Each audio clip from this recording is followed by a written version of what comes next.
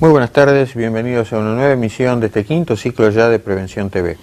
Vamos a traer un tema que hemos tocado de manera muy tangencial en el pasado, pero que es frecuente en el consultorio de cardiología. Y no porque sea un tema cardiológico, sino porque a veces la presentación de la enfermedad o el desmanejo o el empeoramiento llevan a arritmias cardíacas, llevan a dificultades con el colesterol y los triglicéridos, llevan a aumento de peso. Estamos hablando concretamente de los problemas de la glándula tiroides y en este caso puntual el hipotiroidismo.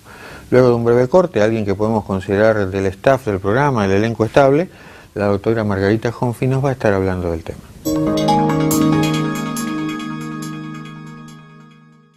Bueno, tal cual lo prometido en el primer bloque, estamos con la doctora Margarita Honfi, que es prácticamente del staff de Prevención TV. Y como anunciamos, vamos a hablar de patología tiroidea, pero puntualmente vamos a hablar de hipotiroidismo. Y una cosa que me interesa sobremanera, Margarita, para que lo que sabemos es que hay un 20% de hipotiroidismo subclínico, es decir, que no se detecta y la gente por ahí tiene sintomatología, se parece a un hipotiroidismo y no le ponen el rótulo o la determinación de que es un hipotiroidismo y como consecuencia de eso recibir el tratamiento correspondiente. ¿Es así más o menos la cifra? Sí, quizás un poquito menos, pero bueno, en la población general podría ser 6%. En la población adulta, mujeres, sobre todo mayores de 40, es 20 y a veces hasta 40. Oh. Es decir, el hipo subclínico que reconoce valores de TSH elevados, pero con niveles de hormonas periféricas normales. Entonces, ¿qué estamos medicando? ¿Una TSH o estamos medicando un paciente sintomático? Y entonces aparece tener en cuenta, según Cooper, un algoritmo en el cual uno tiene que pensar en si la patología que tenemos está acompañando a ese valor de hormona tiroidea y a ese valor de TSH. Siempre hablamos de TSH mayor de 10 con hormonas periféricas normales o ligeramente bajas, se medica. Valores de hormonas tiroideas normales con niveles de TSH entre 4.5, que es el valor de corte en la mayoría de los laboratorios, hasta 10, es decir, que tiene que ser menos de 10, uno tiene que considerar si tiene o no tiene anticuerpos positivos. Es decir, si estamos frente a una tiroiditis autoinmune o no. Entonces ahí uno pide el anticuerpo, la antitiroperoxidasa, la ATPO. Entonces tenemos de dos... rutina, Margarita, hay que pedir T3, T4, TSH, T4 libre y los y anticuerpos, sí. ¿siempre Sí, de sí, rutina? Sí, porque creo que el anticuerpo define en el hipo subclínico el tratamiento o no, más si el paciente tiene bocio, más si la paciente desea gesta o no, más si el paciente tiene oligomenorrea o no, o si es un niño en periodo puberal y en desarrollo. Es decir, que estamos teniendo en cuenta, como siempre, el examen físico, la clínica, el interrogatorio, el laboratorio y las imágenes. Entonces, dentro de lo subclínico uno siempre piensa, tengo TSH ligeramente elevada y todo lo demás de hormonas es normal. Lo que me va a definir el tratamiento ahí es si tengo anticuerpos positivos o no. Por supuesto es más importante saber si tengo en la familia antecedentes de tiroidiopatía y sobre todo de tiroiditis autoinmune. Entonces en ese caso yo si tengo anticuerpos positivos y un perfil tiroideo normal con una TSH menor a 10, lo estoy medicando.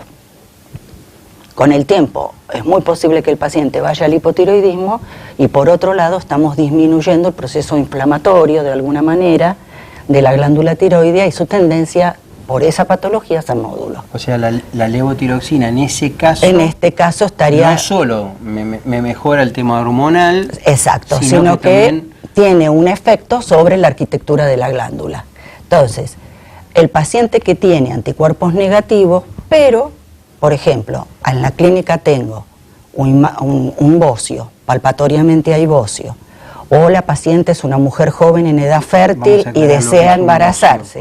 Porque la gente por ahí se puede notar algo. Sí. ¿En qué consiste un bocio? El bocio es el aumento del tamaño de la glándula tiroidea. La glándula tiroidea... ¿Dónde está ubicada? Mostrar a la Se gente. los muestro, está ubicado Muy justo bien. por debajo de la nuez de Adán. Es decir, yo me puedo tocar la nuez de Adán, que la mía no se nota mucho, pero en los varones sí. Y por debajo inmediatamente de la nuez de Adán, primero y segundo cartílago de la tráquea. Acá está la glándula tiroidea, en forma de ala de mariposa, tiene un lóbulo derecho, un lóbulo izquierdo y un istmo central, que es el puente de unión. Con que ustedes se den cuenta que está un poquito aumentada de tamaño, nos damos por satisfechos. Han aprendido el tema de la evaluación de las mamas, tampoco pretendemos, pero por lo menos, si ven por debajo de la nuez de Adán un territorio... Una imagen agrandadita. Habitualmente es la gente de la familia o algún vecino o algún amigo que le dice, ¿qué te pasa que la tenés gordito el cuello? ¿Sí? Entonces, puede ser vocioso o puede ser simplemente lo que nosotros llamamos el pliegue de Venus, es decir, el cuellito gordito. Pero bueno, la mayoría de la gente no lo siente, a no ser que realmente tenga dolor, porque el proceso inflamatorio de la tiroiditis da dolor y entonces eso sí hace prestar más atención a la glándula. Cuando se toca duele. Cuando se toca o cuando traga o algunos sienten como una opresión. Bien. Eso siempre y cuando la glándula esté ya más vociosa, que uno habla ya por encima de 5 centímetros. Habitualmente está alrededor, si hablamos en gramos, entre 20 y 25 gramos. Cuando aumenta de tamaño, que aumenta el doble, que estamos hablando de 50, ya es un bocio importante, por encima de los 5 centímetros. Lo habitual de observar si una persona no tiene los anticuerpos positivos, pero seguimos este algoritmo que se los vamos a ir mostrando, va a aparecer la imagen. Va a aparecer la imagen en pantalla. En pantalla.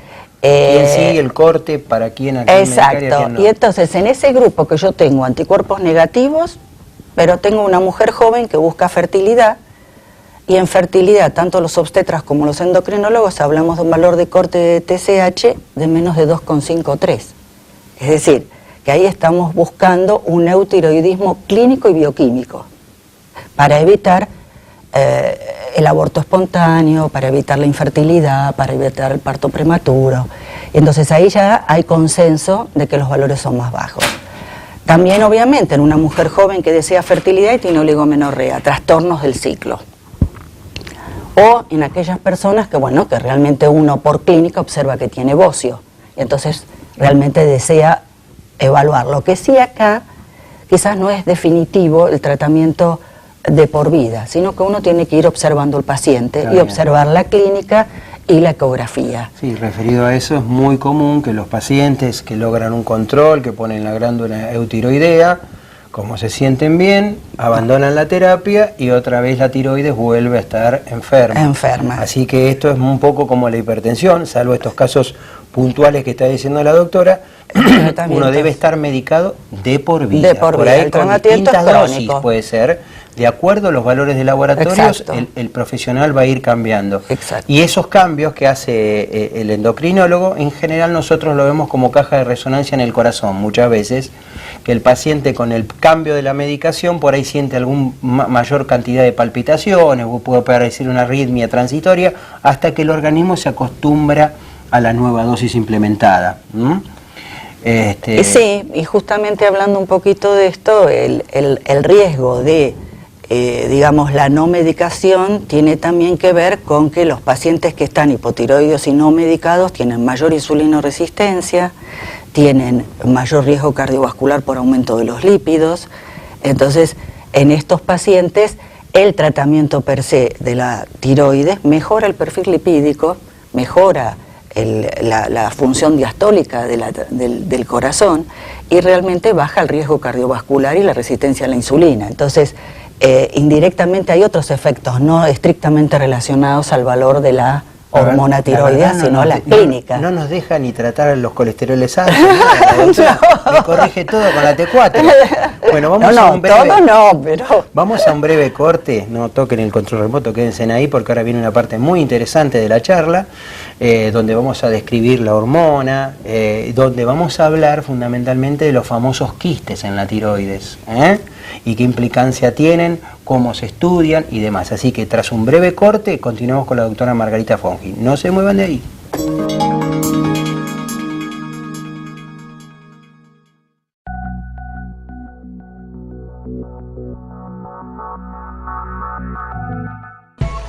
Desde que usted contrata una cobertura médica hasta que comienza a utilizarla, todas las empresas son iguales.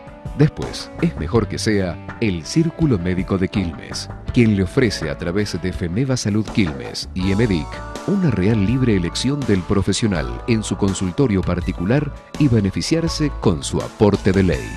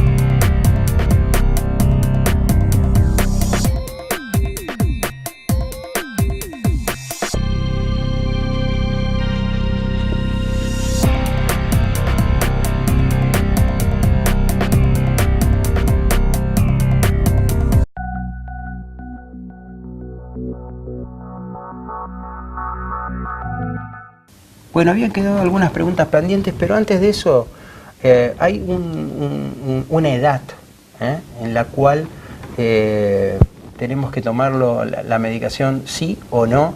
¿Y cuál es esa edad, Margarita? ¿Cuál es el corte de esa edad? Digamos que, así como hablábamos de que los niños que están en crecimiento, las madres o las mujeres jóvenes que están en época fértil y desean fertilidad, hay un subgrupo importante aquí que son los mayores de 70, ¿sí?, en los cuales hay que tener mucho cuidado en medicar con hormona tiroidea, sobre todo cuando la TSH no está realmente elevada por encima de 10 y tengo hormonas periféricas normales. Estoy hablando de que tengo una T4 de 8 y una T3. Clínica como para tratar en un individuo joven, exacto. Pero a esta edad... A esta edad hay que tener mucho cuidado porque el aumento de las hormonas tiroideas y el descender a valores normales, la TSH, implicaría un riesgo elevado de fibrilación auricular, de hipertensión severa, entonces de arritmias. Entonces, la conjunción de esas dos cosas. Exacto.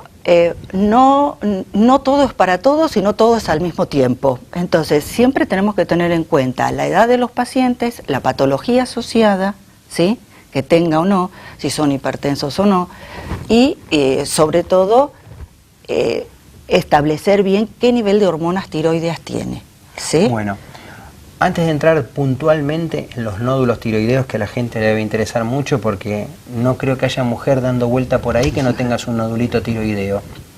Por otro lado, había algún trabajo que decía que el exceso de mamografías por ahí tenía que ver con eso, porque se da más en las mujeres que en los hombres, y algunos lo atribuían a la radiología generada por las mamografías, y en algunos lugares no se plantea la mamografía ya todos los años, sino cada 2 años, controles con ecografía.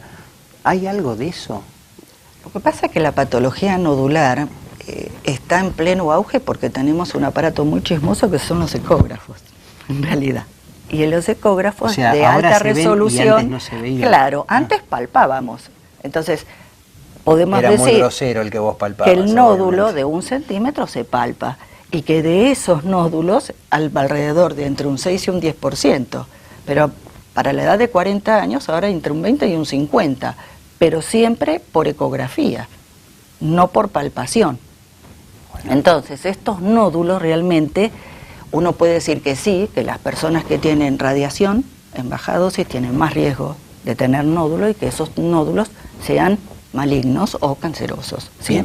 Que esto es lo de que el riesgo o que uno quiere realmente desechar mediante la ecografía, la punción, y darle al paciente la tranquilidad de que tiene un nódulo, de que lo podemos seguir por evolución, por clínica, y que no necesita un tratamiento quirúrgico. Bien. Digamos que acá se abren 2 capítulos importantes. Es un nódulo que va a ser quirúrgico porque implica una patología más seria, como puede ser un preneoplásico o neoplásico, o simplemente es un nódulo benigno. Antes de entrar de lleno en esto, que ya estamos metidos bastante de lleno en el tema de los nódulos, ¿por qué no le decís a la gente cuáles son los síntomas que sufre un paciente que tiene hipotiroidismo? Las cosas más groseras. Volvemos a lo anterior. No, pero que es lo básico, porque la gente, por ahí, hay un montón de gente que anda sin controlarse y de repente tiene cierta sintomatología y no la asocia con el hipotiroidismo. Claro. Entonces, lo que pasa es que en ciertos momentos de la vida, por ejemplo, el hipotiroidismo podemos reconocer 2 o 3 periodos, ya sea en la adolescencia y en la niñez, tiene mucho que ver con crecimiento y desarrollo. Tiene que ver con rendimiento escolar, con memoria, tiene que ver con la habilidad emocional. En la edad media de la vida tiene que ver con fertilidad, con ciclos en la mujer y con la habilidad emocional también y depresión. También tiene que ver con aumento de peso, con metabolismo basal bajo, con intolerancia al frío, caída de cabello, la piel seca. ¿Por qué estoy diciendo todo esto? Porque los que sufren realmente son todas aquellas células que están en mitosis continuas, es decir, que siempre se están renovando. El recambio. Siempre que está el recambio celular, se enlentece porque entramos en una fase, como diríamos, de letargia o de enlentecimiento de todo. Entonces, obviamente el pelo, las uñas, la piel, todo lo que tiene que ver con un recambio semanal prácticamente, entonces estas sufren. Y ahí es donde uno nota, bueno, la piel seca, la uña quebradiza, el pelo fino, la caída del cabello. Bueno, son un montón de datos. Las alopecias, que las alopecias muchas veces suelen ser en mechones, alguna alopecia areata que a veces también acompaña al hipotiroidismo, y por supuesto que la clínica que tiene que ver con la intolerancia al frío, la constipación. En los bebés más pequeños, la dificultad para regular la temperatura corporal, por ejemplo. Obviamente que en una persona de edad adulta a veces el hipotiroidismo no es tan claro y se manifiesta más por como una conducta más depresiva, como una tendencia al Alzheimer, no tanto como la clásica del enlentecimiento, sino como un envejecimiento acelerado de ese paciente.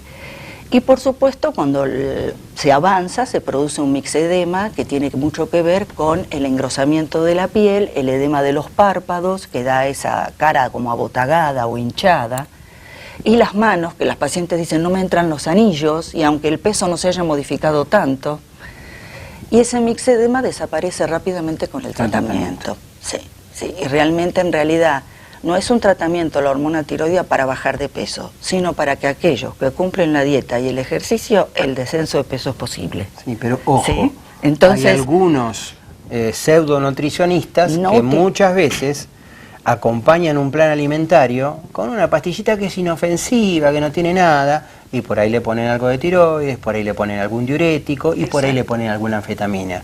Así que ojo con eso. Y es muy importante porque a veces hay análogos de la T3, que son la triacana u otras drogas que estimulan mucho el metabolismo. Lo que pasa es que el paciente cuando lo abandona sufre un rebote muy intenso. Entonces hay que tener mucho cuidado con estas drogas, digamos. Son de descenso muy lento para que el cuerpo vaya nuevamente reacostumbrándose. No hay que suspenderlo. Lo que pasa es que la mayoría de la gente va 2 o 3 veces a los famosos homeópatas y después deja la medicación. Y pues, doctora, volví, subí como 20 kilos y yo quería solo bajar 10. Bueno, entonces a veces el beneficio de un descenso lento, tranquilo, que realmente sea con cambios en el estilo de vida, que es lo que siempre estamos hablando acá.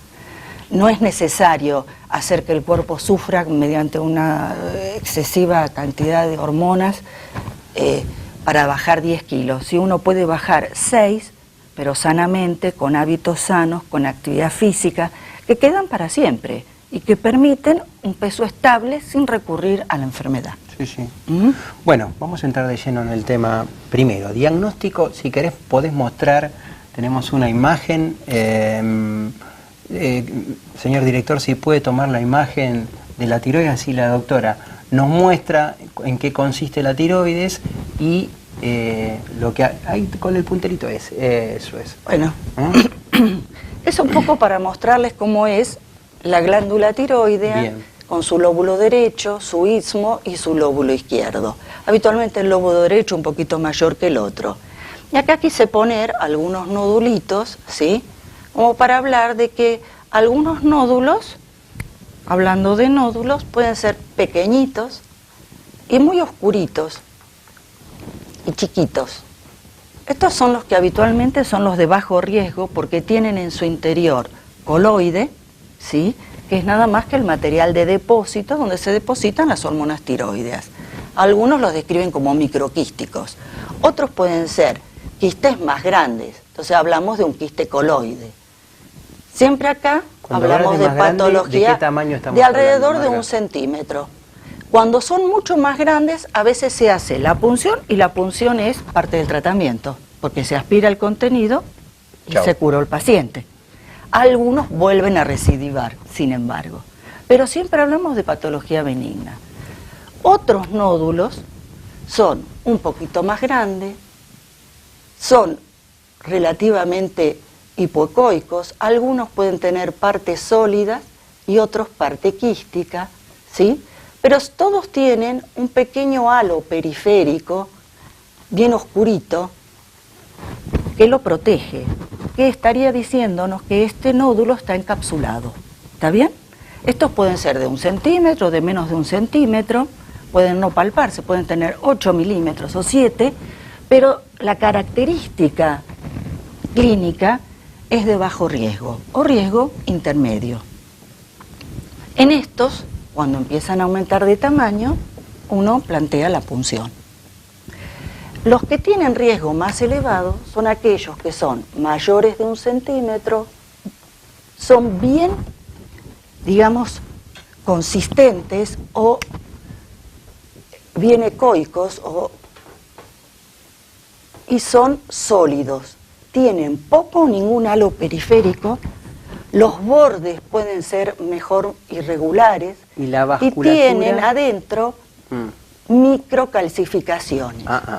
Entonces, yo puedo decir, este paciente es más sospechoso de que este nódulo, que no tiene un buen halo, que tiene 1 centímetro, que tiene microcalcificaciones, es más sospechoso de ser de alto riesgo, con el cual yo planteo de entrada la punción. Yo puedo hacer por ecografía 3 cosas importantes, como vos decías. La ecografía de cuello, de partes blandas, ¿y qué estoy buscando acá? Estoy buscando adenopatías, que también las puedo buscar por palpación. Bueno, y por Marga, otro lado... nos están haciendo señales de humo, cerrá. Bueno, Cerrá con lo más importante. Con lo más importante, entonces, la punción que tiene una clasificación importante, que es en 6 categorías, que es la categoría de Bethesda, que eso nos la va a dar el citólogo, el anatomopatólogo. Ahí vamos a recurrir a otro profesional que nos va a ayudar. Tenemos el ecografista y tenemos el citólogo. El citólogo nos va a decir, por descripción, qué tipo de citología tenemos, si es compatible con la patología benigna, porque hay coloide, si es con una patología benigna porque tenemos un bocio nodular o porque hay elementos de tiroiditis de Hashimoto con estos anticuerpos positivos. Perfecto. O realmente son tumores papilares, que es el más común, el cáncer papilar de tiroides, o puede ser un adenoma folicular, que a veces el adenoma folicular tiene un poco más de posibilidad de transformación hacia un CA papilar o papilofolicular. Pero digamos que para tranquilizar a la gente, llegado el caso de tener alguna atipía... la resolución es muy buena y es uno de los tumores que mejor comportamiento tiene. Por eso, quiero que así se queden tranquilos. Con eso es muy Lo importante es saber, si tengo un bulto, me detectan un bulto, no esperen. Consulten al médico, consulte a su clínico, consulte a su endocrinólogo, pero no espere. Listo. Y si es un nódulo lateral del cuello, con más insistencia todavía, si es una adenopatía. Bueno, gracias Margarita, clarísima como siempre. Cualquier pregunta que ustedes quieran hacer a través del Facebook nos lo pueden llegar y nosotros se los alcanzamos a la doctora. La vamos a convocar, por supuesto, porque quiero que hable de la otra parte, por ahí del hipertiroidismo, en alguna oportunidad, y fundamentalmente todo el tema de diabetes, ¿no? ¿Cómo no? Con mucho Así gusto. que bueno, vamos a un breve corte y cerramos el programa. Gracias. Gracias a vos por invitar.